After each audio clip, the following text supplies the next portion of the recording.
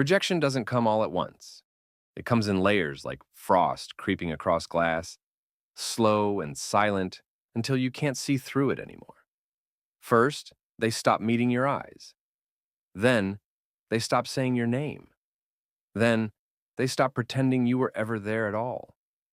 I learned that truth long before I learned to suppress my scent.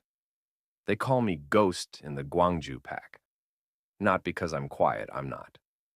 I've got a mouth that's gotten me slapped more than once, and a spine that refuses to bend even when it should. No, they call me Ghost because of my skin. White as fresh snow, hair like spun silver, eyes the palest shade of blue, so light they look empty in certain angles. Albino, broken, cursed.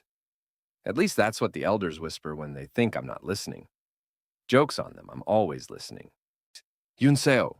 The voice cut through the morning cold like a blade, sharp and final. I turned from where I'd been hauling firewood, my breath misting in the freezing air. Elder Guan stood at the edge of the clearing, flanked by two enforcers. His face was stone. The enforcers wouldn't look at me. That's how I knew. You're being removed from pack grounds, he said. Not exiled, removed. Like I was trash they'd been meaning to take out for weeks. I dropped the firewood, let it clatter. On what grounds? Insubordination. Disruption of pack harmony. His lip curled. Treason. I actually laughed. Couldn't help it. Treason? I gave a kid my coat because he was freezing. That's treason now? You defied a direct order from his parents. You undermined pack hierarchy. His parents left him outside in a snowstorm. Because he wet the bed, I shot back, my voice rising. He's 6. That is not your concern? Then whose concern is it? I stepped forward. The enforcers tensed. Because it sure as hell isn't yours. Elder Guan's eyes went cold. You have 1 hour to leave pack territory. If you're found here after that, you'll be treated as a rogue. Translation. They'd kill me. I should have been scared. Maybe I was. But anger burned hotter than fear, and I'd been cold my whole life. Fine. But when you're all standing around wondering why your pack's rotting from the inside, remember this moment. Remember that you chose cruelty. His jaw tightened. He didn't respond. Just turned and walked away, the enforcers trailing like obedient dogs. I stood there in the snow, in fists clenched, heart hammering against my ribs. 1 hour. I didn't own much. A single bag. Spare clothes. The coat I was wearing. A canteen half frozen. Some dried meat I'd been saving. I slung the bag over my shoulder and started walking before the hour was even up. Didn't want to give them the satisfaction of watching me scramble. The forest stretched endlessly ahead, dark pines heavy with snow. My boots crunched through the drifts, each step sinking deeper than the last. The cold bit through my coat, but I kept moving. There was a rumor, whispers of a sanctuary pack up north, near Sacho. They supposedly didn't care about bloodlines or appearances. Didn't care if you were broken. I wasn't sure I believed it, but I didn't have anywhere else to go. The wind picked up, howling through the trees like something alive. My fingers were going numb. I tucked them under my arms, kept walking. 1 foot in front of the other. That's all survival was, really. 1 step, then another until you either made it or you didn't. I'd been walking for maybe 2 hours when I heard it. Crying, faint, muffled, coming from somewhere off the path. I stopped, listened. The wind made it hard to tell direction, but it was their small, broken sobs carried on the frozen air. Not my problem, I told myself. Keep walking. But my feet didn't move, because I knew that sound. I'd made that sound once, when I was 8 and the other pups locked me in a storage shed overnight, because they thought my eyes were creepy. I'd cried just like that, quiet and hopeless, like I knew no one was coming. Damn it, I muttered, turning off the path. The snow was deeper here, untouched. I pushed through it, following the sound. It grew louder, closer. My heart started to pound for reasons I couldn't name. Then I saw him, a child, maybe 4 years old, sitting in the snow beside a dead tree, knees pulled to his chest, sobbing into his arms. He was tiny, fragile in a way that made my chest ache. His clothes were too thin for the weather, his lips tinged blue, dark hair, matted with ice, and his left leg. My stomach twisted. His left leg was twisted inward at an unnatural angle, the foot dragging uselessly in the snow. Someone had left him here. I dropped to my knees in front of him, ignoring the cold seeping through my pants. Hey, kid, look at me. He flinched, curling tighter into himself. I'm not gonna hurt you, I said, keeping my voice low, gentle. I promise. Just let me see you. Okay? Slowly, painfully slowly, he lifted his head. Big brown eyes, red-rimmed from crying, cheeks hollow, like he hadn't eaten in days. What's your name? I asked. His voice was so quiet I almost didn't hear it. Minjun. Minjun, I repeated, offering a small smile. That's a strong name. I'm Yunseo. He stared at me. Then his gaze dropped to my hair, my skin. You're different, he whispered.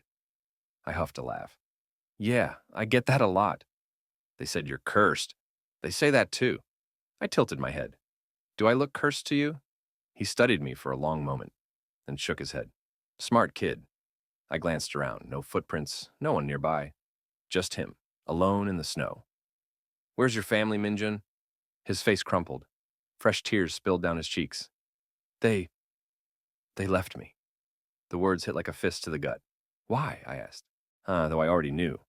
He looked down at his leg. Because I'm broken.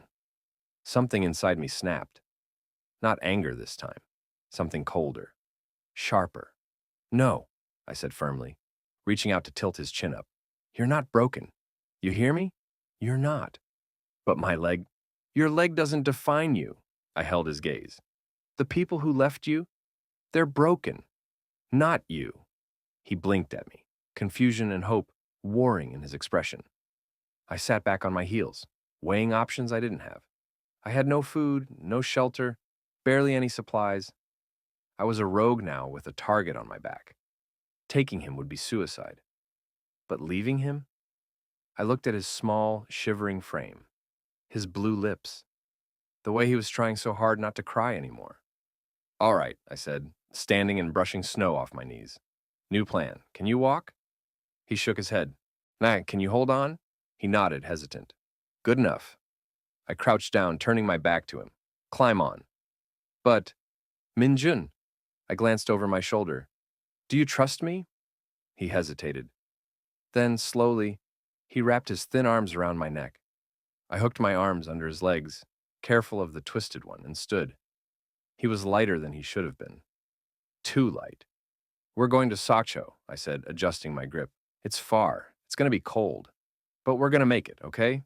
His voice was barely a whisper against my ear. Okay. I started walking. The snow fell heavier now, fat flakes catching in my hair, on Minjun's small shoulders. Each step was harder than the last. My legs screamed, my lungs burned. But I didn't stop, because rejection comes in layers, and so does defiance. The forest swallowed us whole within minutes. I had trees pressed in from all sides, their branches heavy with snow that occasionally dumped onto my shoulders, like the universe reminding me how stupid this decision was. Minjun's weight settled against my back, his breath warm against my neck. At least one of us wasn't freezing yet. You okay back there? I asked, my voice cutting through the wind. Cold, he whispered. Yeah, well, join the club. We've got jackets. I adjusted my grip on his legs, felt him tense. Sorry, didn't mean to jostle you. It's okay. A pause. Why are you helping me? I snorted. You want the philosophical answer or the honest one? Both? Smart kid. Philosophically? Because it's the right thing to do. Honestly? I stepped over a fallen branch, snow crunching beneath my boots. Because I'm apparently allergic to minding my own business. That gets me in trouble every time. Is that why they made you leave? My jaw tightened. Something like that. I heard them talking, Minjun said quietly. The elders. They said you're dangerous because you don't know your place. I actually laughed at that, bitter and sharp. My place. Right. Let me guess, quiet, obedient, grateful for scraps? I think so. Yeah, well, I've never been great at following scripts. The path ahead narrowed. I had to turn sideways to squeeze between two close-set pines. What about you? What did they say about you? He went quiet. Too quiet. Minjun?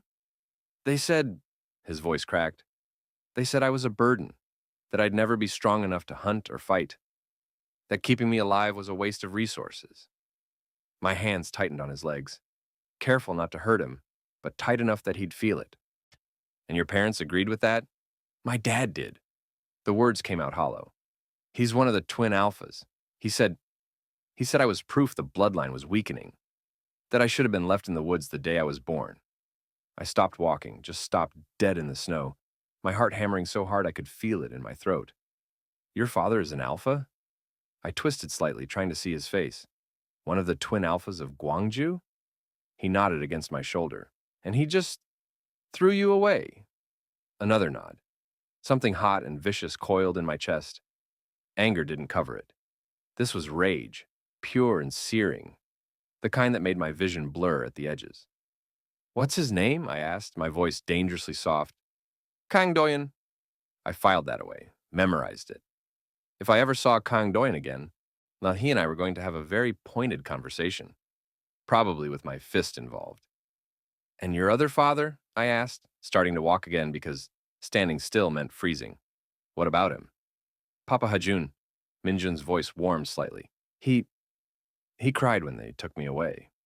He tried to stop them, but Dad said he was being weak, that he needed to think of the pack first. Your Papa Hajun sounds like the only one with a brain cell, I muttered. The pack. Right. Because apparently a pack is only as strong as its cruelty. You sound angry. I am angry. Snow crunched harder under my boots as I picked up the pace.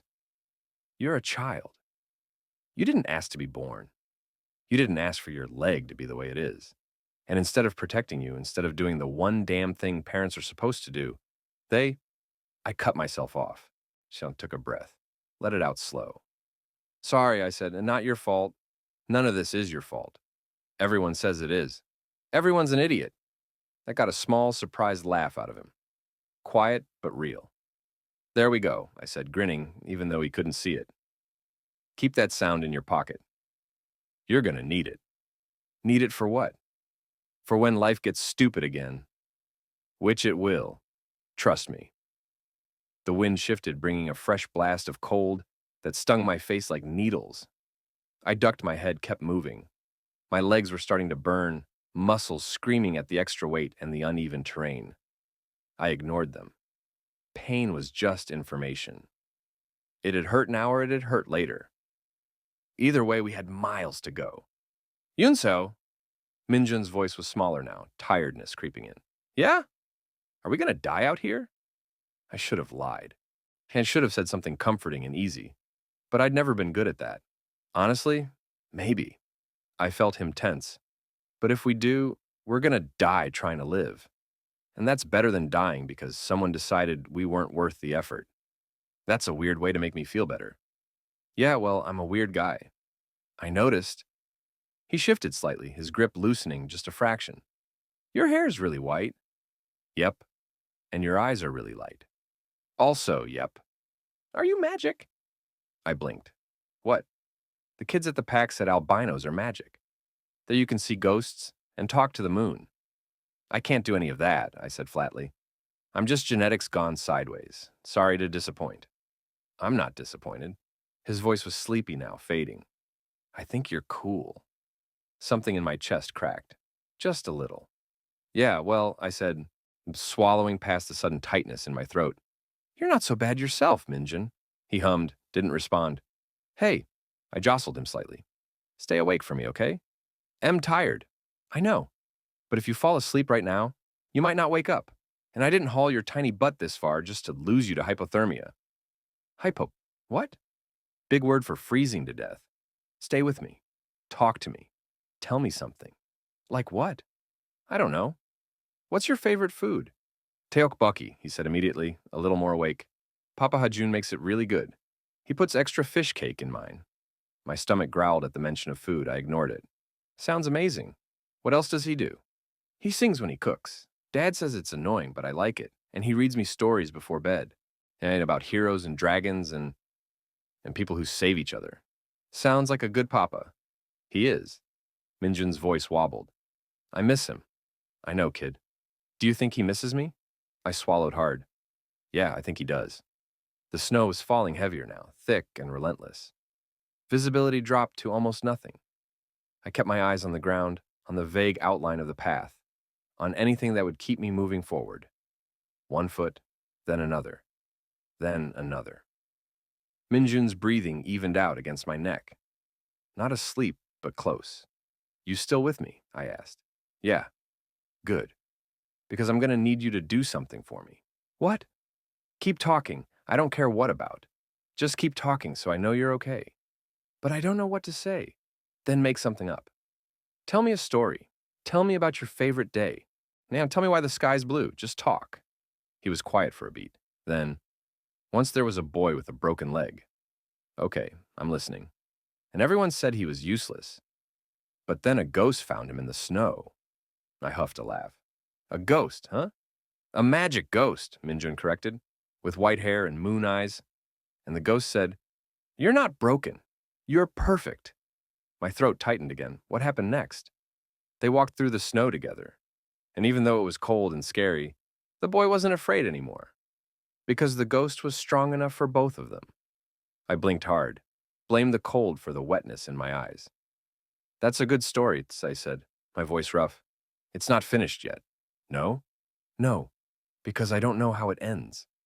I adjusted my grip, felt his small arms tighten around my neck. Then I guess we'll have to figure it out together. The wind picked up like it had a personal vendetta.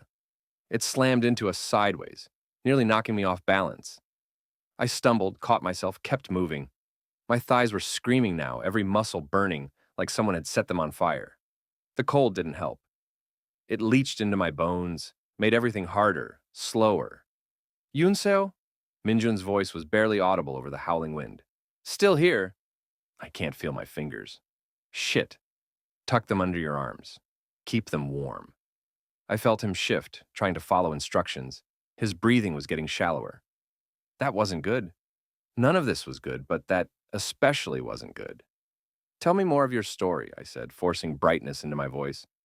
Well, what happens after the ghost and the boy walk through the snow? I don't know. Make it up. Come on, you were doing great. Silence, then quieter. I'm scared. Yeah, me too. You are? Terrified, I admitted. But fear's just another feeling. It doesn't get to make our decisions for us. That's what Papa Hajun says. Smart man. My boot caught on something buried under the snow. I lurched forward, barely keeping us upright. Okay, new rule. If I fall, you roll off me fast. Don't try to catch yourself. Just roll. Got it? I don't want you to fall. Neither do I, trust me. But just in case. The trees thinned slightly ahead, opening into a small clearing. I could see maybe 10 feet in front of me now instead of 5. Progress, sort of. Then I smelled it. Smoke. Faint, almost lost in the storm, but definitely there. Minjun, do you smell that? He sniffed. Fire. Yeah. I changed direction, following the scent. Someone's nearby. Maybe they've got shelter. What if they're mean? Then I'll be meaner. I said it like a promise. Like I hadn't just been kicked out of my own pack for having too much mouth and not enough sense. No one's touching you, not while I'm breathing. The smoke got stronger. My heart picked up speed, hope and caution warring in my chest. Shelter meant warmth. It also meant people. And people were unpredictable at best, dangerous at worst. Through the snow, a shape emerged. Small, dark, a hunting shelter maybe, or an old storage shed. Smoke curled from a gap in the roof. I approached slowly, every sense on high alert. No sounds except the wind. No movement except the smoke. Hello, I called out. Nothing. I tried again, louder. Wait, anyone here? We need help. Still nothing.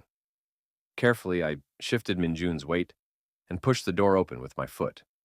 The interior was dim, lit only by a small fire burning in a makeshift pit. The space was tiny, barely big enough for 2 people to lie down, but it was warm. Blessedly, impossibly warm, and it was empty. Thank God, I breathed, stepping inside and kicking the door shut behind us. I lowered myself to my knees, let Minjun slide off my back as gently as I could. He whimpered when his leg moved, and guilt twisted in my gut. I know, I'm sorry. I helped him settle against the wall, then immediately started checking him over. Let me see your hands. He held them out. The fingers were red, bordering on white at the tips. Not frostbitten yet, but close. I grabbed them between my own hands, rubbing slowly. This is gonna hurt. It already hurts. Fair point. I kept rubbing, watched color slowly return to his skin. You did good, Minjun. Really good. I didn't do anything.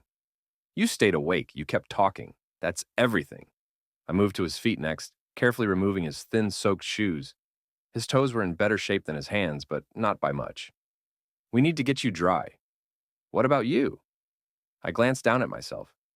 My clothes were soaked through, clinging to my skin like ice. My hair was plastered to my head, dripping.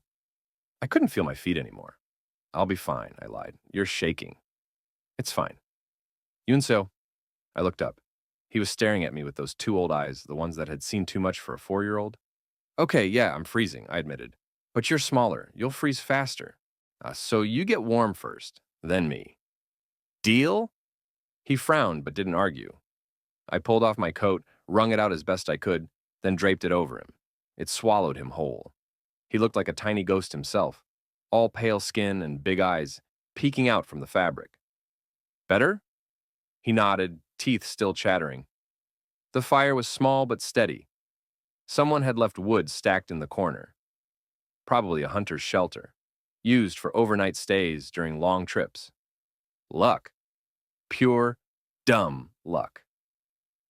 I fed another log into the fire, watched the flames grow. Heat washed over my face so intense it almost hurt. There's food, Minjun said suddenly. I turned. He was pointing at a small shelf built into the wall. On it sat a bundle wrapped in cloth. I crossed to it, unwrapped it carefully. Dried meat, some rice crackers. Not much, but more than nothing. Jackpot, I muttered, bringing it back to Minjun. Eat slow. Your stomach's gonna be pissed if you wolf it down. What about you? I'll eat after you. That's not fair. Life's not fair. I pressed a piece of meat into his hand. Eat. He did reluctantly. I watched him, made sure he was actually swallowing and not just pretending. Once I was satisfied, I allowed myself a single piece of meat. It was tough, salty, and tasted like heaven. My body screamed for more. I ignored it. Why did you really help me? Minjun asked after a while, his voice small. I looked at him. At this tiny, broken kid who'd been thrown away like garbage, who'd sat in the snow waiting to die because the people who were supposed to love him decided he wasn't worth the effort. Because no one helped me when I needed it, I said quietly. And I swore if I ever got the chance, I wouldn't be like them. The people who hurt you? Yeah. Were they your pack? They were supposed to be. I stared into the fire, watching the flames dance. But packs are supposed to protect their own. Mine just didn't. Because you're different? Because I'm different, I confirmed. And because I have this unfortunate habit of pointing out when people are being awful. Turns out, people don't like that. I like it, Minjun said. I smiled despite myself. Yeah, well, you've got good taste. He yawned, the sound tiny and exhausted. His eyes were drooping, head tilting to the side. You can sleep now, I told him. We're safe for a bit. What if someone comes back? Then I'll deal with it. I moved closer, positioned myself between him and the door. I've got you. Nothing's getting past me. Promise? Promise. He believed me. Closed his eyes and let sleep take him. Just like that.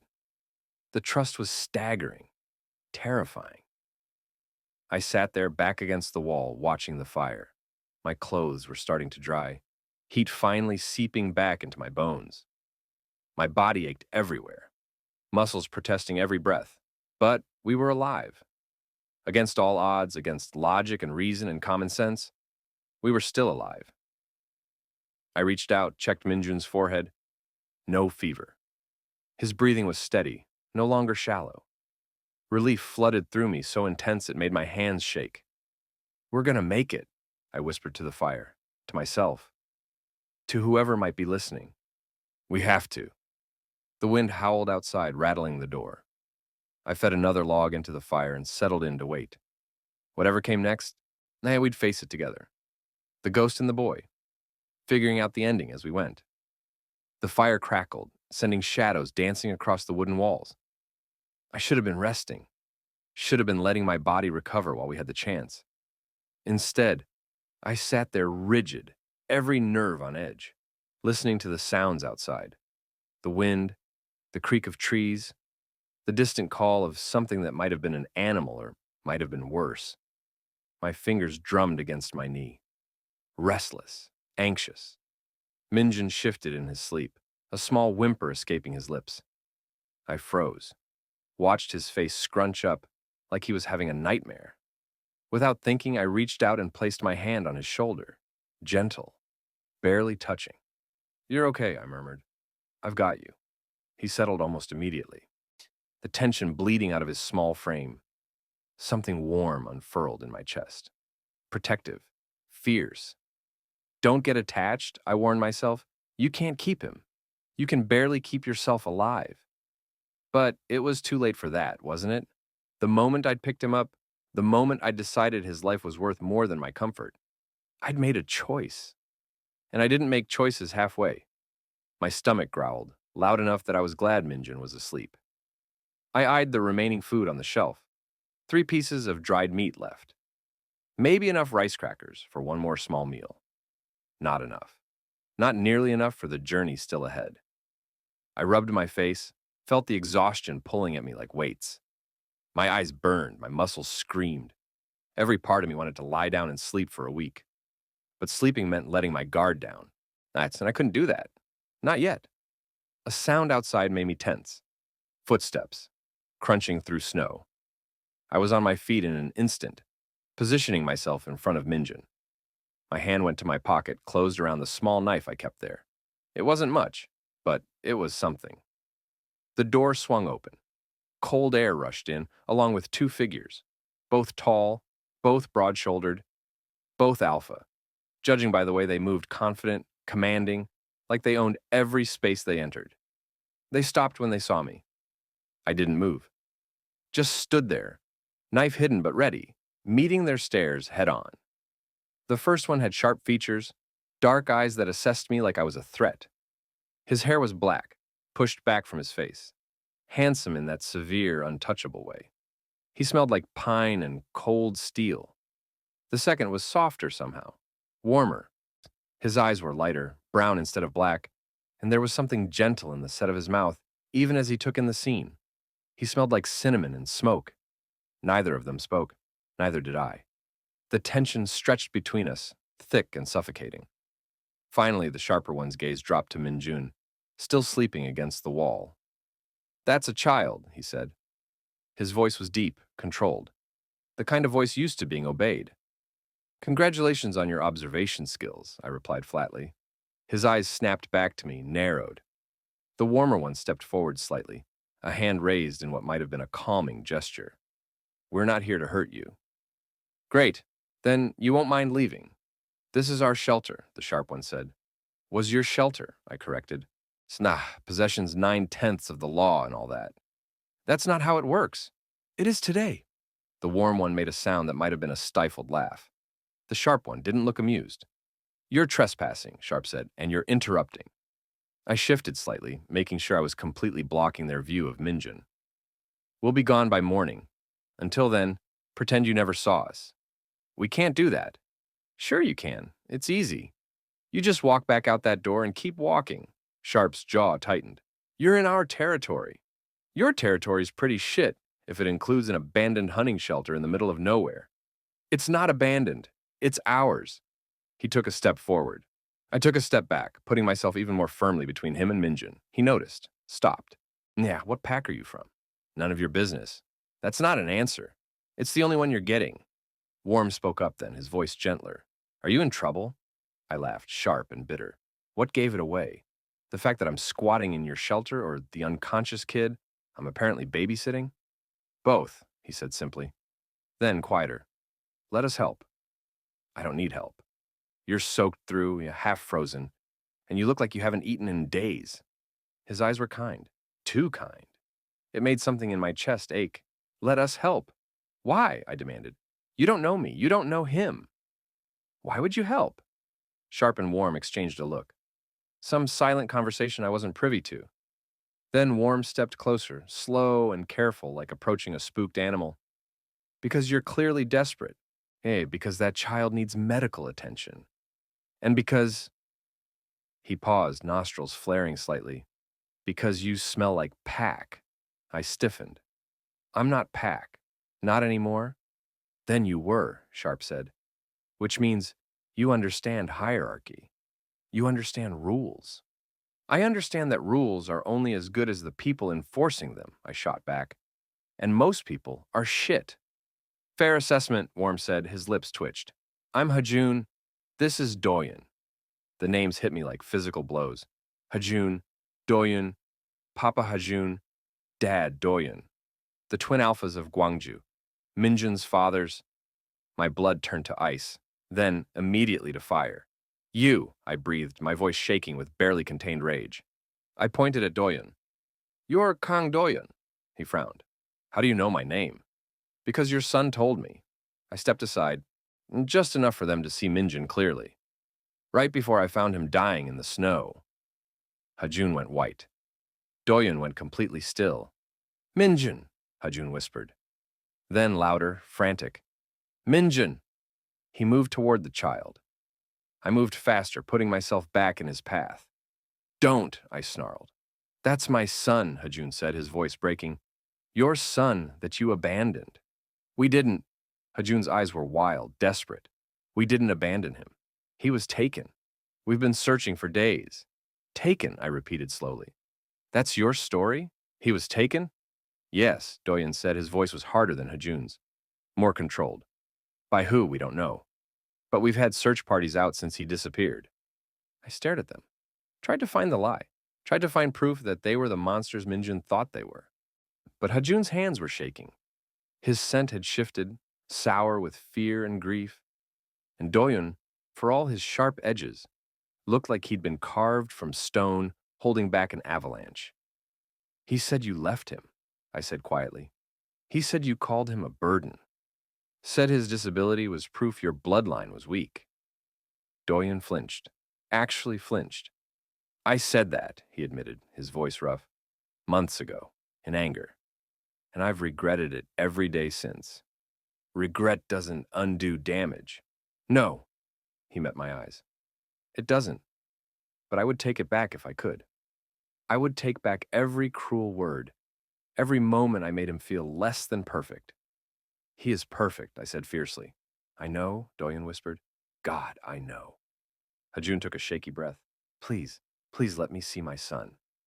I looked between them, at Hajun's desperate eyes, at Doyen's controlled anguish. Then I looked down at Minjun, still sleeping, exhausted and small, and so damn fragile. If you hurt him, I said slowly, if either of you make him feel like he's anything less than wanted, I will end you. I don't care how much bigger you are or how much power you have. I will find a way. Understood, Hajun said immediately. Doyen just nodded. I stepped aside. Hajun dropped to his knees beside Minjun, hands hovering over him like he was afraid to touch. Like he thought the child might disappear if he did. Minjun, he breathed. Oh, baby. I'm so sorry. Minjun's eyes fluttered open. For a moment, he just blinked at the ceiling, disoriented. Then, his gaze found Hajun's face hovering above him, and his entire body went rigid. Papa? His voice was so small, it broken and hopeful all at once. I'm here, baby. I'm right here. Hajun's hands were shaking as he reached out, touching Minjun's face like he was something precious. Something he'd thought he'd lost forever. You're safe now. Minjun's eyes welled up. You came for me? Of course I came for you. I never stopped looking. Hajun's voice cracked. I'm so sorry. I'm so sorry. Then Minjun's gaze shifted past Hajun, landed on Doyen, and everything in him shut down. I saw it happen. The way his expression went carefully blank. The way his small body tried to curl in on itself despite Hajun's presence. Doyen saw it too. I watched something break in his face, quick and brutal. Minjun, he started, taking a step forward. Don't. The word came from me, sharp and immediate. Doyon stopped. His jaw clenched so tight I could see the muscle jump. He's my son, Doyon said, but there was no heat in it, just exhaustion, grief. And he's terrified of you, I replied evenly. So maybe give him a second before you crowd him. Doyon looked like I'd slapped him. Good. Hajun was murmuring something to Minjun, soft and soothing. The kid was crying now, silent tears streaming down his face as he clutched at Hajun's jacket. I should have felt relieved. This was what I'd been trying to accomplish, right? Get the kid somewhere safe. Mission accomplished. So why did my chest feel like it was caving in? You're the one who carried him, Hajun said suddenly, looking up at me. His eyes were red-rimmed, grateful. Through the storm, all that way. Someone had to, I muttered. 10 miles, Doyon said quietly. At least 10 miles through that weather, carrying a child. How are you even standing? I shrugged, regretted it immediately when my shoulders screamed in protest. Spite, mostly. Despite everything, Hajun's lips twitched. What's your name? Yunseo. Yunseo, he repeated like he was committing it to memory. Thank you. I don't know how to thank you properly for what you did. Don't thank me. I crossed my arms, suddenly uncomfortable with the gratitude. I did what anyone should have done. But no one else did, Doyon pointed out. His voice was softer now, less sharp. Everyone else turned away. You didn't. Yeah, well, I've got a track record of bad decisions. I shifted my weight, trying to ignore how my legs were trembling. He's safe now. That's what matters. You need medical attention, Hajun said, standing. No, and food, and dry clothes. I'm fine. You're hypothermic, Doyon corrected, and probably have mild frostbite. Don't be stupid. Little late for that, I shot back. Stupid's kind of my brand. Minjun made a sound, almost like a laugh, and all three of us looked at him. He's funny, Papa, Minjun said quietly, still pressed against Hajun. He told me stories, and he called me perfect. Hajun's expression softened impossibly further. You are perfect. That's what Yunseo said. Minjun's eyes found mine. He said the people who left me were the broken ones, not me. He was right, Hajun said firmly. Doyon made a rough sound in the back of his throat. Minjun, Don't! Minjun whispered, shrinking back. Doyon stopped mid-sentence. The pain on his face was visceral, raw. He looked at his son like he was watching something die. And maybe he was. Maybe whatever bond had existed between them had frozen in the snow, along with everything else. Okay, Doyon said finally, his voice carefully controlled. Okay, I won't push. He looked at me instead. Our pack territory is 2 miles east. We have healers, heat, food. You both need it.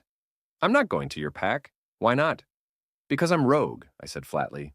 Your people will tear me apart the second I cross your borders. Not if you're under our protection, Hajun said. And you are. Anyone who saved our son is under our protection. No one will touch you. I wanted to believe that. God, I wanted to. But I'd heard promises before. Heard assurances that turned to lies the moment it became inconvenient to keep them. Yunseo stays with me, Minjun said suddenly.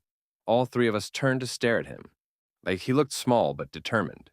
His chin lifted in defiance that reminded me painfully of myself. If he doesn't come, I don't come. Baby, you need a doctor, Hajun started gently. I need Yunseo. Minjun's voice was stubborn, final. He didn't leave me. He didn't turn away. He stays with me or I stay here. Doyon and Hajun exchanged another look. This one longer, more complex. All right, Doyon said finally. He comes with us. Doyon, Hajun murmured, a warning in his tone. He saved our son's life, Hajun. The least we can do is offer him sanctuary. Doyon's eyes met mine. Temporary or permanent? Your choice. But you're not going back out in that storm alone. I should have argued. Should have told them I didn't need their charity. But my body was screaming. My vision was starting to blur at the edges. And honestly, I was so damn tired. Fine, and I said, but I'm not joining your pack. I'm just visiting. Visiting, Doyon repeated, something almost amused in his tone. Sure. Hajun stood carefully, lifting Minjun into his arms. The kid went willingly, but his eyes stayed locked on me the entire time. Don't leave, he said, pleaded. I'm not leaving, I promised, even though I wasn't sure I could keep it. I'm right behind you. You're exhausted, Hajun said, studying my face. Doyen, can you? Before I could protest, Doyen was there. Close, too close. His scent wrapped around me, pine and steel and something warmer underneath. Something that made my hindbrain sit up and take notice in a way I absolutely did not have time for. I can walk, I said. You can barely stand, Doyen replied. Then, quieter, let me help. Please. The please surprised me, softened something in my defenses. If you drop me, I'm haunting you, I muttered. Noted. He moved behind me, and before I could process what was happening, his arm came around my waist, supporting me, taking some of my weight without making it obvious. It should have felt like an invasion. Should have made me tense up, pull away. Instead, it felt like relief. Ready? Hajun asked, already at the door with Minjun. As I'll ever be, I said. We stepped back out into the storm. The wind hit immediately, vicious and cold. But Doyen's arm tightened around me, keeping me steady, keeping me upright when my legs wanted to give out. 2 miles, he said, his breath warm against my ear. You can make it 2 miles. I carried your kid 10, I reminded him. 2's nothing. You're insane. You're just figuring that out now? I felt more than heard his laugh, low, rumbling through his chest into my back. And despite everything, despite the cold and the pain and the absolute insanity of this entire situation, I felt my lips curve into a smile.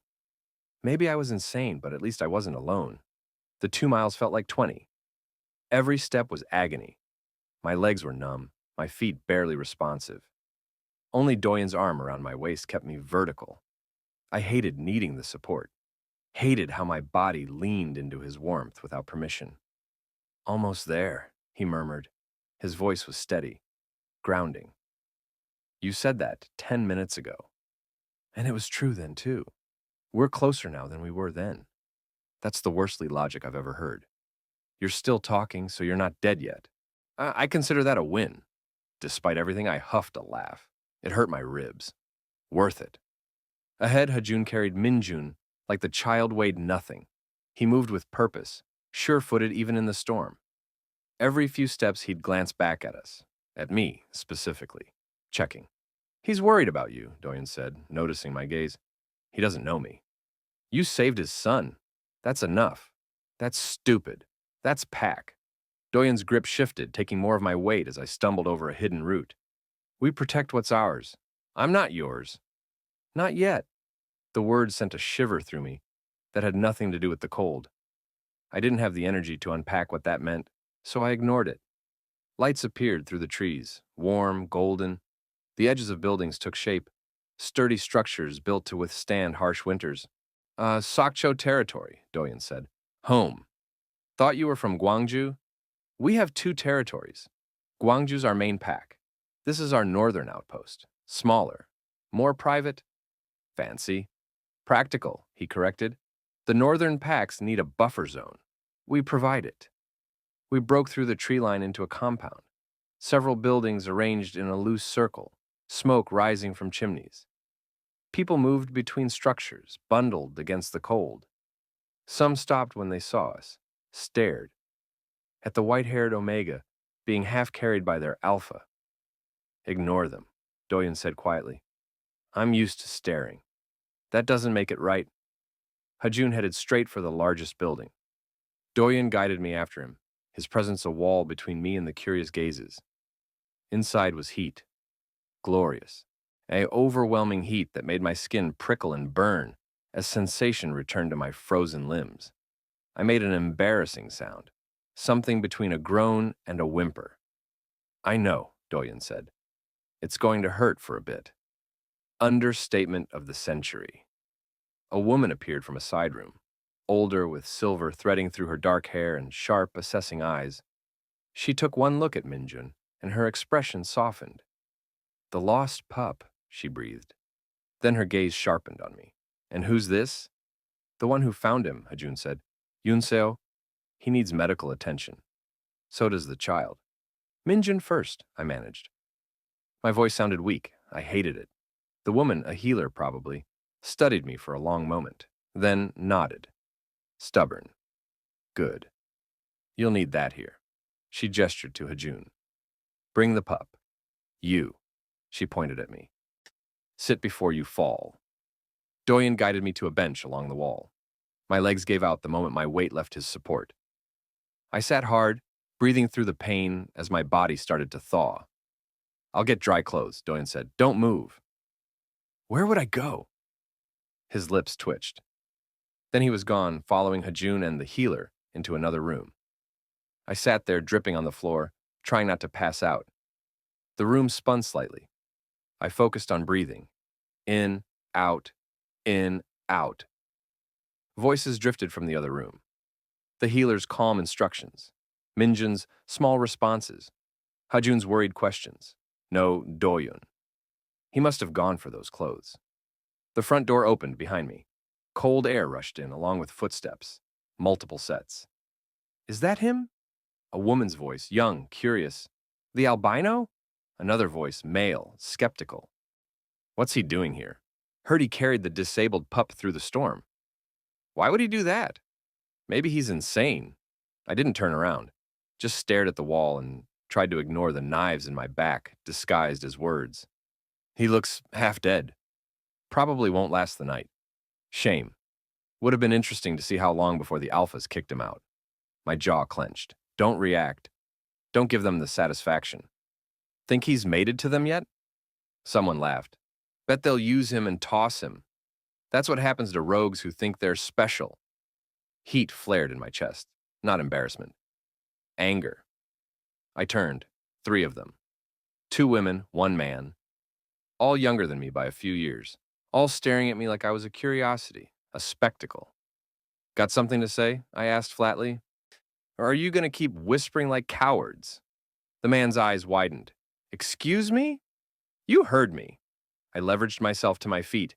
Every muscle screamed. I ignored them. You've got opinions about me? Say them to my face. We were just talking, one of the women said, but her scent had gone sour. Nervous. You were gossiping, I corrected, about someone who just walked 10 miles through a blizzard to save a kid. But sure, I'm the problem here. You're rogue, the man said. You don't belong here. And yet here I am. For now, he sneered. But the alphas will figure out what you really are eventually. A leech, looking for protection and status. I took a step forward, then another. Ignored how my vision swam. You know what I am? Tired, freezing, and completely out of patience for entitled pack members who've never had to fight for anything in their lives. You don't know anything about us. I know you're standing in a warm building, well-fed and safe, judging someone who just risked his life for a child. Another step. I was close now.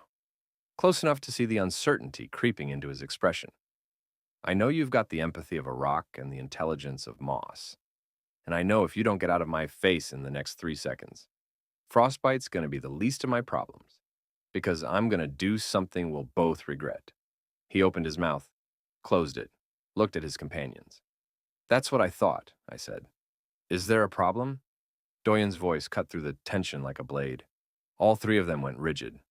I turned, so I found him standing in the doorway with an armful of clothes and an expression that could freeze fire. No problem, Alpha, the man said quickly. Too quickly. Funny, because it sounded like you were harassing our guest.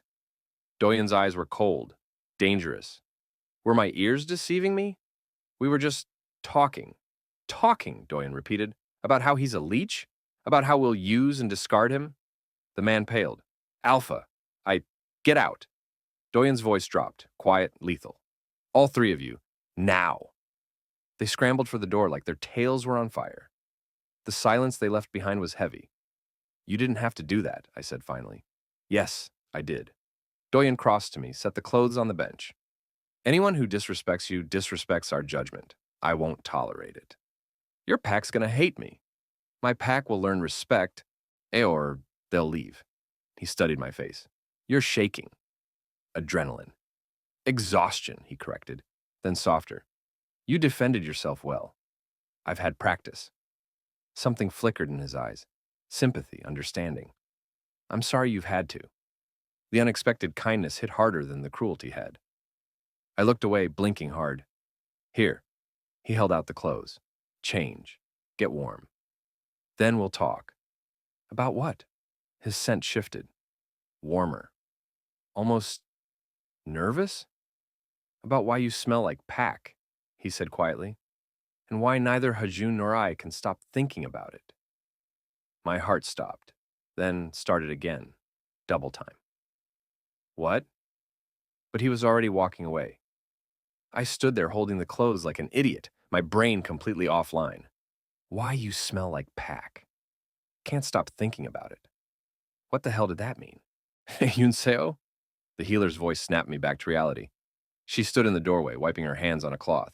The pup's asking for you. I blinked, focused. Is he okay? Mild hypothermia, dehydration. His leg needs proper care, but he'll live. Her eyes softened slightly. Thanks to you. I just did what anyone would have done. We both know that's not true. She gestured to the clothes in my arms. Change first. You're dripping all over my floor. I looked down. She was right. A puddle had formed around my feet. There's a room through there, she pointed. Take your time. I'll check you over after. I nodded, too exhausted to argue, and headed for the door she'd indicated. The room was small, functional. A bed, a chair, a small stove in the corner radiating blessed heat. I shut the door behind me and just stood there for a moment. My hands were shaking again. The clothes slipped from my grip, landing in a heap on the floor. Get it together, I told myself. Change. Warm up. Figure out what the hell is happening. I peeled off my wet clothes, each layer clinging stubbornly to my frozen skin. When I was finally bare, I caught sight of myself in the small mirror mounted on the wall. I looked like death. Skin too pale, even for me. Lips still tinged blue, dark circles under my eyes. My hair hung in wet, tangled strands around my face. Attractive, I muttered. The dry clothes were too big. Doyen's, probably. They smelled like him. Pine and steel and something warmer that made my stomach do weird things. I pulled on the pants, rolled the waistband twice so they'd stay up. The shirt swallowed me whole, like hanging off one shoulder. I looked ridiculous, but I was warm. Finally, blessedly warm. A knock on the door made me jump. Yunso? Hajun's voice. Can I come in? I should have said no. Should have asked for space. Instead, I heard myself say, yeah. The door opened. Hajun stepped inside, his eyes finding me immediately. Something in his expression shifted, softened. You look better, he said. I look like I'm drowning in someone else's clothes. Doyen's, he confirmed, a small smile playing at his lips. They suit you. That's a lie, but I appreciate the effort. He huffed a quiet laugh. Then his expression turned serious. Minjun wants to see you, but I need to talk to you first. My stomach dropped. If this is where you tell me I need to leave, no! He stepped closer. God, no. And this is where I tell you that you saved my son's life, and I can never repay that debt. I don't want repayment. I know. That makes it worse somehow. He ran a hand through his hair, looking exhausted, lost. He told me what happened, how you found him, what you said to him. I shifted uncomfortably. I just told him the truth. You told him he was perfect. Hajun's voice cracked slightly. Do you know how long I've been trying to make him believe that? Then maybe you should have tried harder, I said before I could stop myself. I expected anger, defensiveness. Instead, Hajun just nodded. You're right. We failed him. I failed him. Not we, I corrected quietly. Doyen failed him. You tried to stop them from taking him, didn't you? His eyes widened. He told you that? He said you cried. That you fought for him. I should have fought harder. Hajun's hands clenched into fists. I should have refused. Should have taken him and run if that's what it took. Why didn't you? Because I'm a coward. The words came out bitter, self-loathing. Because I was afraid of what it would mean. Defying pack law. Defying Doyen. Losing everything. So you lost your son instead. He flinched like I'd struck him. Yes. The silence stretched between us, heavy with truths neither of us wanted to face. For what it's worth, I said finally, he loves you. Still. Despite everything. But not Doyen. No. I met his eyes. Not Doyen, not anymore. Hajun's expression crumpled. I don't know how to fix that. Maybe you can't. The words were harsh but necessary. Maybe some things are too broken. You don't believe that. Why wouldn't I? Because you carried a child 10 miles through a blizzard on the chance that something better existed on the other side. His eyes searched mine. That's not the action of someone who believes things can't be fixed. I didn't have an answer for that. What did Doyen mean? I asked instead, changing the subject. About me smelling like pack? Hajun went very still. He said that to you? Right before he walked away like it was nothing. It's not nothing. Hajun moved closer. Close enough that I had to tilt my head back to maintain eye contact. May I? May you what? Scent you, properly. My breath caught. Scenting was intimate, personal. It wasn't something you asked lightly. Why? Because I need to know if what I'm sensing is real, he said quietly. Nah, or if I'm just desperate enough to imagine it. Imagine what? That you're ours. The words hit like a physical blow. I actually stepped back, my spine hitting the wall. I'm not yours, I said, but my voice shook. I'm not anyone's. Not yet, Hajun echoed Doyen's earlier words. But you could be. You don't even know me. I know you saved my son. I know you're brave and stubborn and willing to sacrifice yourself for someone you just met. He took another step forward. I know your scent makes my hindbrain scream mate so loud, I can barely think straight. My heart was trying to hammer its way out of my chest. That's insane. Probably. His lips quirked. But insanity seems to be going around. This isn't funny.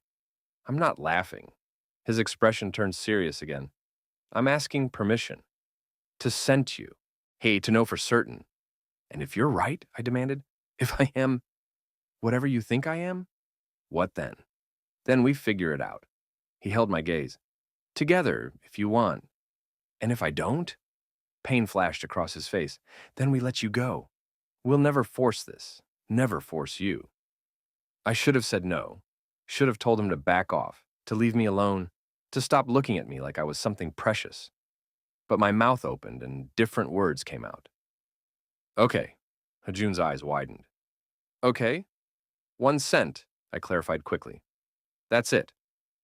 Then we talk about this like rational people instead of whatever this is. Deal. He moved slowly, giving me time to change my mind, to run. I didn't. He stopped inches away, close enough that I could feel his body heat, could smell his scent, stronger now. Cinnamon and smoke and something uniquely him. May I touch you? He asked, his voice barely above a whisper. I nodded, not trusting my voice. His hand came up, fingers brushing my jaw. Gentle, reverent. He tilted my head to the side, exposing my neck. Then he leaned in. The moment his nose touched my skin, he made a sound. Low, broken. God, he breathed against my throat. You're definitely ours. My knees went weak. His other hand came up, steadying me, holding me. Hajun. Shh. His lips brushed my pulse point. Not a kiss, just contact. Let me... His scent washed over me, wrapped around me, and something inside me that had been locked tight for years suddenly cracked. A whimper escaped my throat. Hajun pulled back immediately, eyes searching my face. Did I hurt you? No. My voice was wrecked. The opposite. Understanding dawned in his expression, followed by something heated, hungry. Oh, he said softly. Oh, you feel it too. I don't know what I feel. Yes, you do. His thumb traced my jaw. You're just afraid to admit it. Can you blame me? No. He smiled, sad and warm all at once. But I'm going to try to change that. Before I could process what he meant, the door burst open. Doyen stood in the doorway, his expression dark. His eyes locked onto Hajun's hand, still cradling my jaw, and something dangerous flashed across his face. Get away from him, Doyen said. His voice was quiet. Too quiet. Hajun didn't move. Doyen. Now. You don't get to order me around. Hajun's tone hardened, but his touch on my face remained gentle. Not about this. He's barely standing. He's exhausted. And you're crowding him. I asked permission, Hajun said evenly. Unlike you, who walked away after dropping a bomb and leaving him confused. Doyen's jaw clenched. That's not what I... Then what were you doing? Hajun challenged. Because from where I'm standing, it looks like you got scared and ran. The tension in the room was suffocating. I could feel it pressing against my skin, making it hard to breathe. Stop, I said. My voice came out weaker than I wanted. Both of you, just stop. They both turned to look at me. Hajun's expression softened immediately. Doyun's remained carefully controlled, but something flickered in his eyes. Guilt, maybe. You're right, Hajun said quietly, stepping back. His hand fell away from my face, and I hated how much I missed the contact. I'm sorry, we shouldn't be fighting in front of you. You shouldn't be fighting at all, I muttered. And then immediately regretted it when both sets of eyes fixed on me with uncomfortable intensity. What I mean is, I don't know what's happening here, but I'm pretty sure it doesn't require a territorial pissing match. Despite everything, Hajun's lips twitched. Territorial pissing match? You know what I mean. Doyun made a sound that might have been a laugh if it hadn't been so bitter. He's not wrong. Of course I'm not wrong. I'm exhausted and half frozen, which means my brain-to-mouth filter is completely gone. I looked between them. So one of you want to explain what the hell is going on? In small words, preferably, because I'm running on fumes here. Hajun and Doyun exchanged a look. Some silent conversation happening that I wasn't part of. Finally, Doyun spoke. You're our mate. I blinked. Your what? Mate, he repeated. Like saying it slower would make it make sense. Both of us. You're bonded to both of us. That's... I shook my head, trying to clear it. That's not possible. Bonds don't work like that. They do for us, Hajun said gently. Doyun and I are twin alphas. We share everything, including, apparently, a mate bond. But I'm not... I gestured vaguely at myself. I'm nobody. I'm rogue. I'm... Ours, Doyun finished. His eyes were intense, pinning me in place. Whether you accept it or not, the bond is there. We can feel it. And I think you can too. I wanted to deny it. Wanted to tell them they were wrong. That they were mistaking gratitude for something deeper. But I'd felt it. That crack in my chest when Hajun scented me. That pull toward Doyun even when I wanted to push him away. This is insane, I said. You keep saying that, Hajun observed. Yet, you're still here. Where else would I go? I'm half dead and there's a blizzard outside. You could have refused when I asked to send you, he pointed out, but you didn't. That was a moment of weakness. Was it? Doyun moved closer. Not crowding, but deliberate. Or was it your instincts recognizing what your conscious mind refuses to accept? My instincts are idiots. Your instincts carried a child 10 miles through a storm to safety, Doyun countered. I'd say they're pretty reliable. I didn't have an answer for that. Look, Hajun said, his voice going soft again. We're not asking you to accept this right now. We're not asking you to stay or bond or anything else. We're just telling you the truth, what we feel, what we sense. And what do you feel? I asked, hating how vulnerable the question made me sound. Like I've been missing a piece of myself my entire life, Hajun said simply, and I just found it. My breath caught. Doyun's expression was more guarded, but his voice was raw when he spoke. Like I finally understand why nothing ever felt right. Why I always felt incomplete. I swallowed hard. That's a lot of pressure to put on someone you just met. I know, Doyun said, and I'm sorry. But you asked for the truth. Maybe I shouldn't have. Too late now. Hajun's smile was gentle. The truth's out there. What you do with it is up to you. A knock on the door interrupted whatever I might have said next. The healer poked her head in, took one look at the three of us, and raised an eyebrow. Am I interrupting something? Yes, I said at the same time Hajun said, so no. Her lips twitched. The pup's asking for you again, Yunseo? And you, she pointed at me, need to be checked over. You look like you're about to pass out. I'm fine. You're definitely not fine. She gave the alphas a pointed look. Out, both of you. Let me do my job. We'll be right outside, Hajun said, looking at me. If you need anything, I'll scream really loud, I finished. Go. Check on Minjun. Make sure he knows you're not abandoning him again. Hajun flinched. Doyun's expression went carefully blank. That was harsh, Hajun said quietly. It was true, I replied, and you know it. He nodded slowly. You're right. We do. He touched my shoulder briefly, a fleeting contact that sent warmth spreading through my chest. We'll do better. I promise. Then they were gone, leaving me alone with the healer. No, and she studied me for a long moment. Your trouble. So I've been told. Good. She gestured to the bed. Sit. Let me make sure you're not dying. I sat, grateful to be off my feet. She moved with efficient precision, checking my temperature, my pulse, examining my hands and feet for frostbite. You'll live, she announced finally, though you came closer than you should have. Another hour out there and we'd be having a very different conversation. Lucky me. Lucky all of you. She handed me a cup of something hot. Tea, maybe. Drink. It'll help. I took it, let the heat seep into my palms. Can I ask you something? You can ask.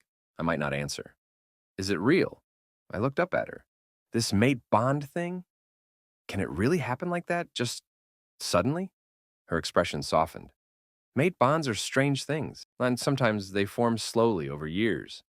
Sometimes they hit like lightning, she paused. And sometimes they wait until exactly the right moment, when the soul is ready to accept them. My soul wasn't ready for anything except maybe a nap, she laughed. I suspect your soul disagrees. She headed for the door, then paused. For what it's worth, those two have been searching for something their entire lives. I think they just found it. And if I don't want to be found, then you tell them that. She opened the door. But lying to them is one thing. Lying to yourself is another.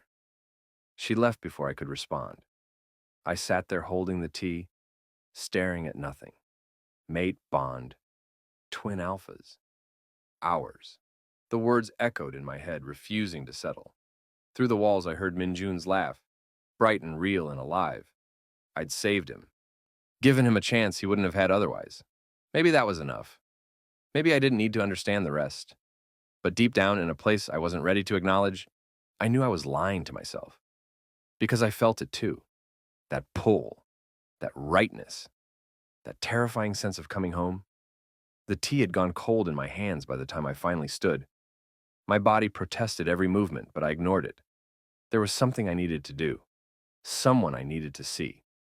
I found Minjun in the room next door, propped up against pillows that dwarfed his small frame. His leg was properly bandaged now, elevated on cushions. He looked better. Color had returned to his cheeks, and his eyes were bright when they found me in the doorway. Yunseo! His face lit up like I'd hung the moon. Hey! A troublemaker? I moved to sit on the edge of his bed, careful not to jostle him. Heard you've been asking for me. I wanted to make sure you didn't leave. His small hand reached for mine, gripping tight. You promised you wouldn't. I'm still here, aren't I? But will you stay? His eyes searched mine. Papa and Dad want you to. I want you to. My chest tightened. Minjun, you don't have anywhere else to go, he said with the blunt honesty only children possessed. And we don't want you to go, so why can't you just stay? It's complicated. Adults always say that when they're scared. He tilted his head, looking far too wise for 4 years old. Are you scared? Terrified, I admitted. Of what? Of this being temporary, of getting comfortable and then having it all taken away. The words came easier than they should have.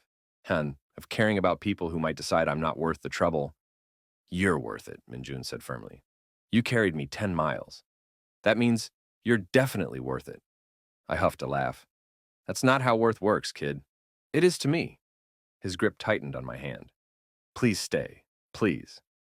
Before I could answer, the door opened. Hajun and Doyun entered together, and the air in the room immediately shifted. Thicker, charged with something I couldn't name.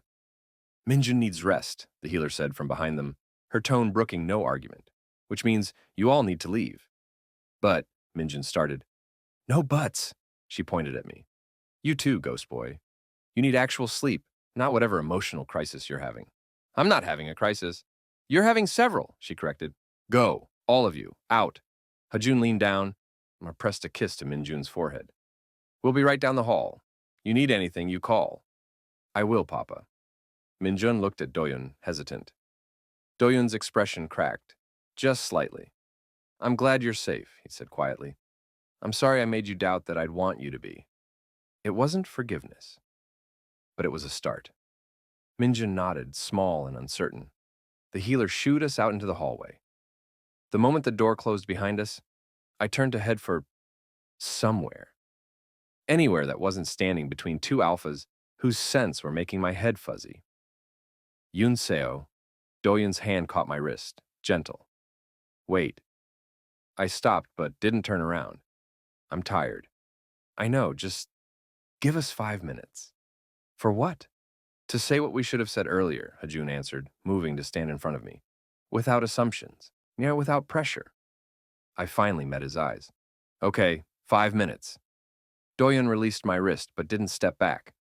I was trapped between them again, but this time it didn't feel suffocating. It felt safe, warm, dangerous, my brain supplied. This is dangerous.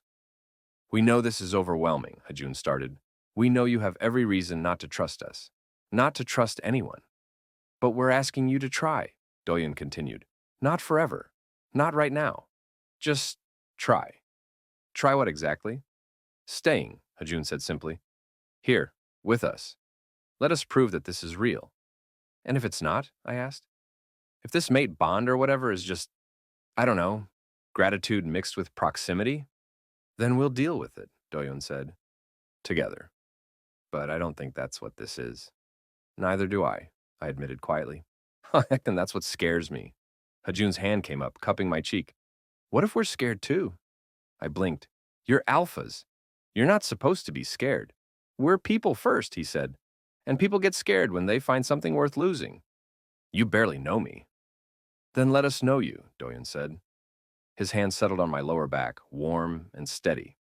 Let us prove we're not going anywhere. That you're not a burden or a phase or something temporary. I'm a lot of work, I warned. I'm stubborn and mouthy and I have approximately zero chill. Good, Hajun said, smiling. Perfect would be boring. And we've got enough boring council meetings to last a lifetime, Doyen added. We could use some chaos. Despite everything, I laughed. You're both insane. Probably, Hajun agreed. Is that a yes? I looked between them. At Hajun's warm eyes and gentle smile. At Doyen's carefully controlled expression that couldn't quite hide the hope underneath. I thought about Minjun in the next room. About the way he'd looked at me like I was someone worth believing in. I thought about the cold I'd endured. The pack that had thrown me away. The years of being told I was cursed, broken, wrong. And then, I thought about the way these two alphas looked at me like I was something precious. Something worth fighting for. One condition, I said. Anything, they said in unison. Minjun stays with me. Whatever happens, however this plays out, he doesn't get left behind again. Not by you, not by anyone. Doyen's eyes closed briefly. Agreed. He's ours, Hajun said. All of ours. And so are you if you'll have us. I'm not good at this, I warned. At trusting. At letting people in. Then we'll go slow, Hajun said. As slow as you need. And if I mess up, then we'll figure it out, Doyen said. That's what packs do. What families do. Family. The word settled into my chest. Warm and terrifying and right. Okay, I whispered. Okay, I'll stay. Hajun's smile could have lit the entire territory. Doyen's expression cracked completely, relief washing over his features. Thank God, Hajun breathed. Then, quieter, can I hug you? I nodded, and suddenly I was wrapped in warmth. Hajun's arms came around me first, careful and gentle. Then Doyen's, solid and sure. I stood there, sandwiched between two alphas who smelled like home, and let myself believe it might actually be real. For the record, I said, my voice muffled against Hajun's shoulder, if either of you turns out to be secretly evil, I'm going to be very annoyed. Doyen's laugh rumbled through his chest. Noted. And I'm keeping the oversized shirt. It's comfortable. It's yours, Hajun said. Everything we have is yours. That's a dangerous promise. Good thing we mean it. Minjun's voice drifted through the door. Are they kissing? Papa, are they kissing? The healer's exasperated response. They're hugging. Now go to sleep. But I want to see. You can see tomorrow. Sleep. Now. I pulled back slightly, looking up at both of them. Your kid's a menace. Our kid, Doyen corrected softly. If you meant what you said, I meant it. Then our kid is a menace, Hajun agreed, grinning. Wonder where he gets it from. Definitely not me, I said innocently. Absolutely you, they said together. And standing there, warm and safe and chosen for the first time in my life, I finally let myself smile. Really smile. Because rejection might come in layers, but apparently, so did belonging. And this was worth every frozen step, every doubt, every moment of fear, because I wasn't a ghost anymore. I was home. Thank you for watching this story to the end. If you enjoyed this story, you will surely love the next one. It's as crazier and more intriguing as can ever imagine. So do check it out, hit subscribe. The next story drops soon. Story.